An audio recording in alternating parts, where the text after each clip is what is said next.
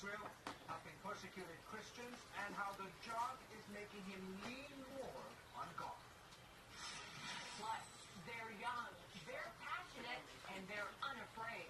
See how the next generation of Christians is living the gospel in Central Asia. And they're coming to America for a college education, but they're learning about Jesus.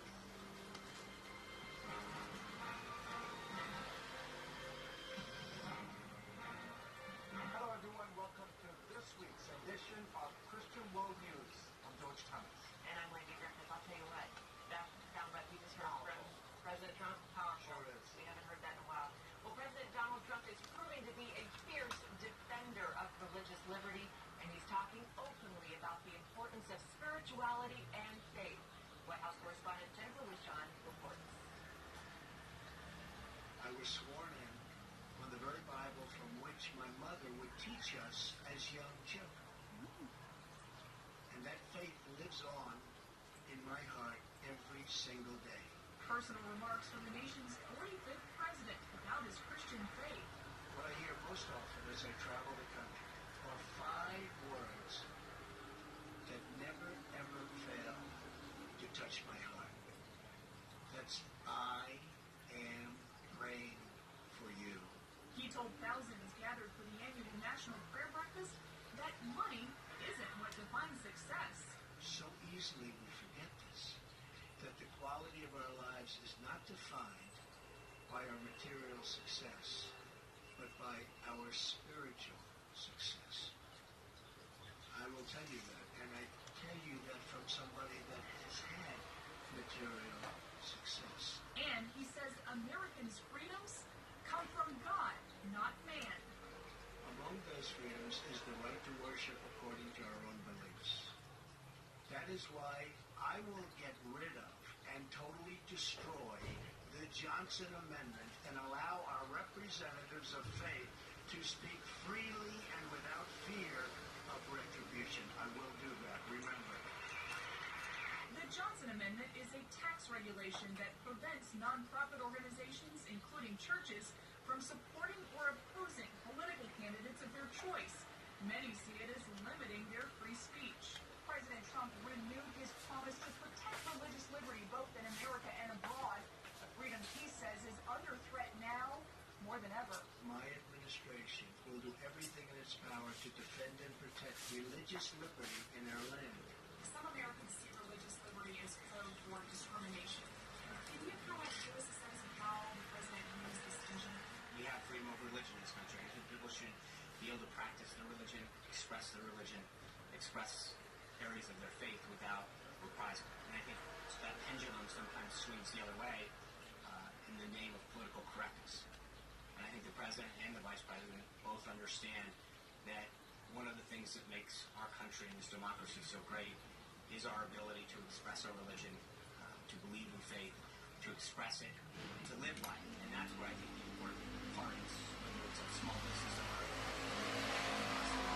some degree of expression of faith. And too often those voices get pushed out. The text of a possible executive order on religious liberty was leaked before the prayer breakfast, but Spicer says there are no immediate plans for any such executive actions. We must never, ever stop asking God for the wisdom to serve the public according to his will. Jennifer Lujan, CBN News, Washington. Thank you so much, Jennifer. By the way, the president, as you know, has been in office for more than 2 weeks, and already he's opening up to CBN News about his plans. Recently, he sat down with our chief political correspondent, David Brody.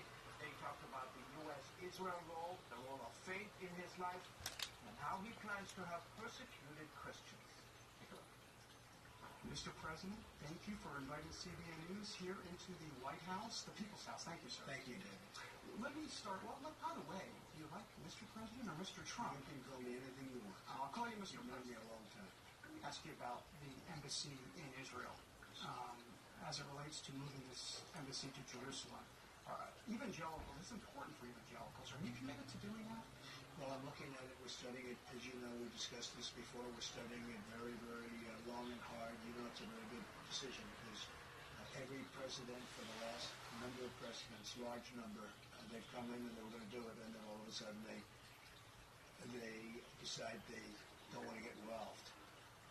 It's a big, big decision, but we're studying the issue right now. I've always liked the concept of doing it. I will tell you that. I'll have a decision in the not too distant future. Are the chances good? Well, there's certainly a chance of it, absolutely. But we're doing very detailed studies on that, and we'll come out very soon. I hate to do that because that's not usually me studies. Right. It's usually I do what's right. But this has two sides to it. Not easy. And I'll make a decision over the not too distant future. Let me switch gears, and wouldn't be an interview between us if I didn't ask a God question, if you will. How has that spiritual journey been for you, especially being here and knowing the gravity of the office? Do you feel the need to pray more? Where are you on that? Well, I tell you what, I've always felt the need to pray. So I would say that the office is so powerful that you need God even more because your decisions are no longer, gee, I'm going to build a building in New York, or I'm going to do that. These are questions of massive life and death, even with regard to healthcare. We're working very hard on healthcare. But there you're talking about life and death, and you're talking about better lives, people living better because they have better healthcare at a lower price, which we're working very hard on. So yeah, you realize these decisions are also important. There's almost not a decision that you make when you're sitting in this position that isn't a really life-altering position. So God comes into it even more so. Persecuted Christians, we've talked about this overseas. The refugee program or the refugee changes you're looking to make, as it relates to persecuted Christians, do you see them as kind of a priority here? Yes. They've been horribly treated. If you were a Christian in Syria, it was impossible, very, very tough to get into the United States. If you were a Muslim, you could come in. But if you were a Christian, it was almost impossible. And the reason that was so unfair is that everybody was persecuted, in all fairness. But they were chopping off the heads of everybody, but more so the Christians. And I thought it was very, very unfair. So we are going to help them. Mr. President, a pleasure. Thank you for the time. Thank you very much. That's great. Well, that is just a portion of what the president had to say.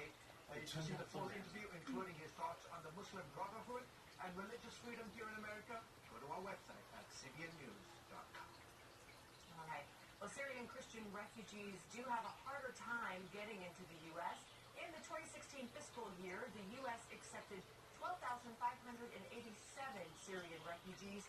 Only 64 of them, or half of 1%, were Christian, even though about 10% of Syrians are Christians.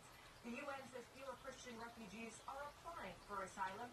Christians say they are persecuted in the UN camps and don't want to live there, which cuts them off from the refugee process. While many Christians are fleeing Syria to save their lives, some choose to stay. Barrel bombs have left the Syrian city of Aleppo in ashes, but a small, strong Christian community lives in the midst of that rubble. U.S. Congresswoman Tulsa Gabbard visited to ask them why. The answer is a powerful message for Christians everywhere. They bombed the church from down and exploded home. And they were happy on their websites, being proud to say that we destroyed the people who worship three gods. They think that as Christians we believe in three gods. We come here just to say that they thought that the church is the building, but the church was never the building. The church is the community. And we know that we are called to be the salt of the world and the light of the world. Despite the suffering, the Evangelical Presbyterian Church of Aleppo says they will not stop filling their city with the gospel. Well, coming up, they live in the dark shadow of Islamic extremism, yet they are unafraid to shine the light of Jesus Christ. Their story when we come back.